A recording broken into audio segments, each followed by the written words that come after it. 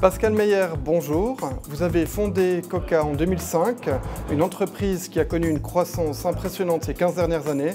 Pourquoi souhaitez-vous aujourd'hui passer à une organisation holacratique? Alors pour nous, c'était important déjà de remettre un petit peu de sang neuf, de changer un peu de méthodologie. Aujourd'hui, on est sur une méthodologie qui est plutôt agile.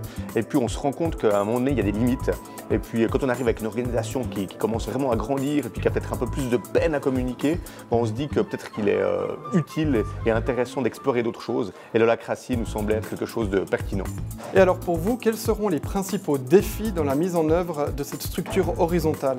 Alors le défi principal, je dirais que c'est le taux d'acceptation de la part des équipes. Alors même si on est déjà dans une mouvance proche de l'holacratie dû au fait qu'on est sur une méthodologie déjà assez ouverte, assez agile, il faut aussi que les principaux utilisateurs de cette méthodologie, donc nos collègues, puissent accepter cette façon de voir, cette façon de travailler. Et puis si on arrive à un taux d'acceptation qui est supérieur à 90%, c'est clair qu'on fera le pas.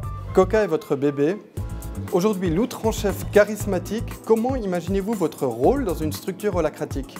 Alors je l'imagine pas du tout différente d'avant, je veux dire, les missions vont être identiques pour moi, tout ce qui s'occupe de relations extérieures, stratégie, c'est des éléments que je vais de toute façon garder, donc ça il n'y a pas vraiment de changement. Mais par contre, ce qui va être beaucoup plus intéressant, c'est qu'il va y avoir aussi la possibilité pour certains collègues d'éclore un peu plus et puis de me venir en aide parce qu'ils se sentent de pouvoir m'aider sur certaines missions. Et puis ça c'est vraiment la magie pour moi de cette nouvelle façon de travailler.